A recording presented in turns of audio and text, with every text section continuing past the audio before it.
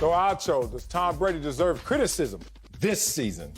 Absolutely. Unlike what Colin ended the show with, talking about we in the hood, he was on to something. He was on to something. Right. If you get praised as the GOAT, which we do, we praise Tom Brady as the GOAT. If we give Tom Brady a pass because he's the GOAT, which we do, we give him a pass at times because he's the GOAT. Remember when Tom Brady berated his teammates on Thursday Night Football, I believe it was against the Chicago Bears, cussing everybody out except for himself? Marcellus, you came on the show and you said he can do that. He's the GOAT. He's earned that right. Well, if we gonna give him praise because he's the GOAT, and we gonna give him a pass because he's the GOAT, oh, he gonna get this criticism like the GOAT too. Okay.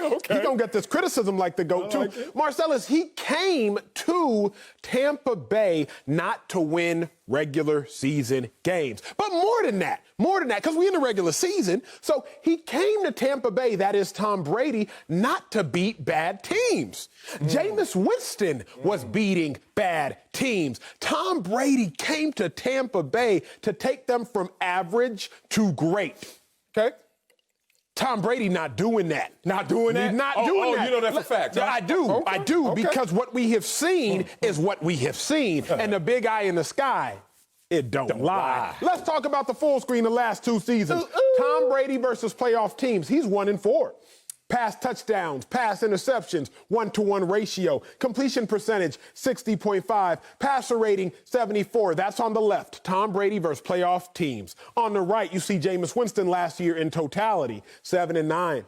33-30, pass touchdowns, interceptions, nearly 1-to-1, a little bit better. Completion percentage, a little bit better than Brady's. Passer rating, a little bit better than Brady's. I know what you're saying. You're going to say, Acho, how dare you compare Jameis Winston's whole body of work to Tom Brady versus playoff teams? You know me well. And I'm going to tell you exactly why. Because Tom Brady is here and Jameis Winston is here. Because Tom Brady's a Hall of Famer and Jameis Winston is a backup. Because Tom Brady's the greatest quarterback of all time and Jameis Winston is currently in bust territory of #1 overall picks. Bang. So I am going to compare Tom Brady versus playoff teams to Jameis Winston versus everybody. Because Tom Brady, you came to Tampa Bay to beat playoff teams. So Marcellus, is Tom Brady deserving of his criticism? Absolutely. Because what you came to do, you not doing thus far. Oh, wow. Okay, let me simplify what you just said there, because I don't think it was inaccurate. I just think it wasn't as detailed as necessary. Every single player that steps on the field between the white lines deserves some level of criticism, because it's a human being. None of us are perfect, so we all contribute to the wins, and we all contribute to the losses. Yep. Tom Brady is the GOAT, and we know that criticism is the cost of praise. And no player has been praised more than the most accomplished player ever in Tom Brady, the GOAT. With that said, let's not exaggerate. Let's not get excessive with this. And it sounds like your take was being excessive. Let's pour some on Tom Brady, because of right now, we don't think this team is great. And Tom Brady, you were brought there to make this team great. Yes, sir. But Tom Brady will retort, hey, Acho. He don't even know your name. He gonna say, Acho, I seen you on TV. Sam? No? Oh, okay. Emmanuel. He'll say this. You know what I'm brought to do? Win championships. And guess what, Acho? I don't even win them every year. Guess what, Acho? I don't even win them every other year. But it sounds like you have a declaration out in the universe that Tom Brady goes to a team, Tampa Bay, first year, new coach, new system, new players, and he's supposed to win this year. We don't know how that's going to play out, but right now, Tom Brady always puts the ball in the regular season to what matters most to Tom Brady, the postseason. That's why I don't understand your take. I don't understand why you got so much bass in your voice in the regular season. I'm 30 now. Oh, that's what happened. My dog dropped. So, look, they're a 6th seed right now. They're in position to do everything that they want to do.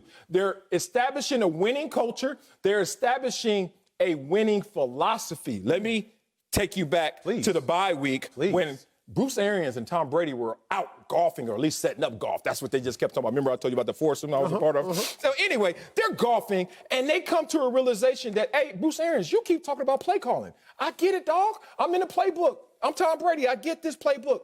But you're not understanding my philosophy. Remember, 2 weeks ago, I came up here talking about Tom Brady, Bill Belichick, who always highlight the middle 4 minutes. Last 2 minutes before half, first 2 minutes after half, right? Belichick was the king of winning those moments right there. And Bruce Arians now comes out after a game and says this. Look, what he did at the end of the half and to start the second half against Minnesota, score 17 points, you guys shouldn't be criticizing this guy for his play because of what he did in those moments. That was a marriage, agreement on philosophy, on culture that's going to pay dividends going forward when it matters most in the postseason. You got to catch these little details. The problem I have with your take, big dog, is very simple. You are too biased. You literally came on this very show, on this very set, and with all the bravado in the world, you gave Tom Brady a pass because he's the GOAT. I gave him a pass. Yes, sir, you He earned that pass. I just gave him what he earned. Great. You gave him what he earned. Well, you know what else he's earned? I give you what you earned. What he's earned is criticism when he performs below the bar. Ooh. What's the bar? What's the Tom, bar? What's if the bar? you're not going to come in and make this team the best team in your division, if you're not going to come in and make this team the best team in the conference, then at least come in and make my offense better. At least come in and make my offense better than it was last year. The Bucs offense right now, 17th ranked. Last year, they were 3rd ranked. Now, the Bucs defense this year is 7th ranked. Last year, they were 15th ranked. I get that. The defense has vastly improved. But Tom Brady, if you're not going to come in and instantly start beating playoff teams, because Jameis Winston was 0-6 versus playoff teams. He couldn't beat playoff teams either last year. But Tom Brady, you 1-4 versus playoff teams. So you can't beat playoff teams either. Jameis Winston was 7-3 versus non-playoff teams. Tom Brady, you 7 or 6-1 versus non-playoff teams. So really, what you out here doing? Marcellus, Wiley, I have another full screen for you. I didn't want to beat you down with the full screens, but I got to beat you down how I can beat you down. Let's talk about Tom Brady's ranks this season. Is he 5th in the NFL at interceptions? Wait a second. Oh, really? I thought we was bringing you in here to not throw these picks because Jameis was 1st in the league last year in picks. Tom Brady, you 5th? You got more picks than Daniel Jones and Matt Stafford. Tom Brady, are you 21st in pass yards per attempt? Wait a second. That's worse than Cam Newton. Tom Brady, are you 25th in completion percentage? Now, come on, big dog Marcellus. If you're going to sit here and make me wait and to see what Tom Brady's going to do in the playoffs, that's fine. I'm going to kick my feet up. I got my Uggs on right now underneath this desk. I'm going to kick my feet up, and I'll relax and I'll wait. But what I won't wait for is for the offense to improve, because Tom Brady, you came here to improve the offense. Oh, you got your Uggs on, huh? Tom Brady wears Uggs. That influence is great, ain't it? Ain't it? You Mine under were gifted. Oh, really? Yeah, Kendra Scott. You get and I'm the one that's biased, but you up here wearing Tom Brady shoes, but I'm the one that's biased. Let's talk about what I got here to counter your argument right there. You really don't like complimentary football. You're like most naysayers, most couch potatoes, most fantasy players. All they want is excitement. All they want is those winning numbers, and even if it doesn't mean winning results. Jameis Winston comes to mind. Oh, my God. I would love him on my fantasy team when he throws those touchdowns. Then I would try to abort him off my fantasy team when he throws those picks. And you brought up the picks. Is Tom Brady 5th in interceptions? Are the Bucs 8th in turnover margin? Now, you may say, what does that matter? It's top 10, but it ain't that special, is it? Oh, yes, it is. You know what they were last year? What's that? 28th.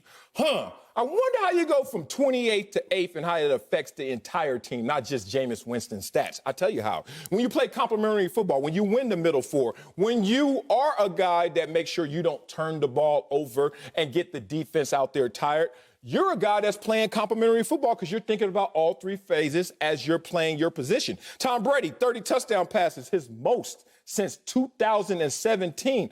But Acho wants to sneeze at that. Like, what standard are you living by? Tom Brady is a better version than he was last year, the year before as well. So if you look at Tom Brady in a nutshell, this is a guy that's going out there and helping them win. You want to hear a top 5 stat? That's not a negative? Please. How about 4th most touchdown passes in the NFL this season? That's what Tom Brady's doing. He's taking care of the football better than Jameis Winston, which is allowing this team to be better than it was last year, as their record indicates. 7 wins last year, 8 wins this year, and still have games to go. Complimentary football. Complimentary football. That's nice. Complimentary football, that's balance, right? That's supposed to be balance. Like, you have a balanced attack, rushing and passing. You have a balanced attack. No, you're leading me somewhere. Did I say balance? Did balance come out of my mouth? You ain't going to be doing this. I didn't say balance. Complimentary football, for those it helps at home, everybody. What that means is the offense complements the defense. The passing attack complements the rushing attack. That is what complimentary football means, Marcellus. You know this. Okay, good. All right, that's it. Against the New Orleans Saints, a playoff team. Chill. The Buccaneers passed the ball 38 times. They ran it 5. That's not complimentary football. They were getting smashed. Against the Los Angeles Rams, weren't getting smashed in this game. No. The Buccaneers passed the ball 48 times, ran it 18. That's not complimentary football. That's before the bye. Against the Kansas City Chiefs, didn't get smashed that game. They ain't get golfing yet. The Buccaneers passed the ball 41 times. They ran it 13. That's not complimentary football. Don't come here and lie to America about complimentary football when in these 3 games, if I can try to do this math in my head as I am talking, the Buccaneers have rushed the ball 33 times and they have passed the ball. Ooh, that looks like 100 and maybe 36, and I just did that on the fly, sir. So if that's complimentary football, I don't ever want a compliment from Marcellus Wiley. Oh, you ain't gonna get many anyway. You know how I roll. Joke City. That's all I got. I got snipes at you. Look, I told you they came to a marriage, an understanding, an agreement after they went golfing on the bye week. You keep giving me pre-bye week statistics, which gives us a picture of what's going on, but not in totality because they've come to a different level of understanding that will pay dividends going forward. You don't understand what's at play right now. And it's funny how Tom Brady kind of crept his way silently to becoming the GOAT. Because I saw him from day one in his career. You, at that time, were young. What was that, 10 years or so when Tom Brady's drafted? I'm already in the league, so I see it coming.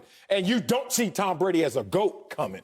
And then all of a sudden, just success, steady Eddie, championship. Then you start to realize they're playing a different way over there in New England. We always talk about more games are lost than won in the NFL. And that's what Tom Brady has mastered, the art of not losing games for yourself. Make them beat us and let us not beat ourselves. So this is a team that's going to play complimentary football going forward, already a winning record, successful this year. But more importantly, what happens in the playoffs? This team, 6th seed, they got to go on the road, right? Yes, they do. I'm going to read you this sentence. Please. And please, answer honestly, emotionally. Yes, sir. Don't come up here acting because that camera's on right here. Never do. Tom Brady has been at his best on the road this season.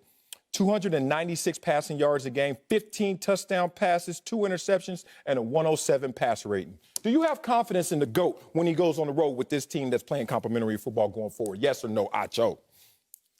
No. We on TV. That ain't interesting. No. Say something. No, because I thought about it. You told me not to lie. I had to pause. The reason I say no is because I think what trumps that sell? Primetime games. You know that. What trumps all that amazing statistic you just gave me? On the road. The problem is what you left out is prime time games. Tom Brady, I trust him as a baller. Bruce Arians, I trust him. I liked him when he was at Arizona coaching Carson Palmer. I like Bruce Arians. But what trumps all of those stats that you just gave me is when the lights come on, Bruce Arians does not know how to coach this team. At least that's what we've seen thus far this year. The other problem I have with your take, although I love how you gotta like my take a little bit. I do. I like how you led me to water. The problem is I'm not going to drink it. Is this, you said since the bye week. Marcellus, they've played 1 game since the bye week. You that dude is like, wait, but baby, I was on time last night though. But wait, but baby, but I got you flowers. But wait, but baby. She's like, Marcellus, what about the last 12 weeks, not the last 12 hours? Don't talk to me about the 1 game since the bye week that they won in part because the Vikings field goal kicker had a historically bad performance. Haven't seen a performance like that since 1961. I'm not throwing out everything except for their last performance, though. Wow. Do I have to go with your Cleveland Browns take? Look where he's playing. It's Tampa Bay. Baker Mayfield could do no wrong because he's in Cleveland. He threw 9 interceptions. It's okay. He's still the best quarterback Cleveland's seen in 20 years, right, Wiley? Why don't I play that card right here? Tom Brady's on a team that hasn't won a playoff game since they won the Super Bowl, 2002. Acho, junior high for you. Not even junior high for you. It's been a long time. Not even. So guess what? It's a barren land in terms of opportunity, in terms of success in the past. But when I look at this team right now, they have the proper leadership. They have the GOAT. They finally understand who they are in terms of philosophy. And I got to point out one more thing you said earlier. Because you really are biased against Tom Brady, bringing up the fact that he was cussing his teammates out, but didn't cuss himself out. You said that. You said that. I did. All right, Acho, let's play a little game right here. Talk to me. If I'm going to cuss you out, what do I have to do? I have to say it externally, right? So you can hear it, right? If I'm going to cuss myself out, do you need to hear it? That's my point. The GOAT cussed himself out. He's so damn gangster, nobody even heard it.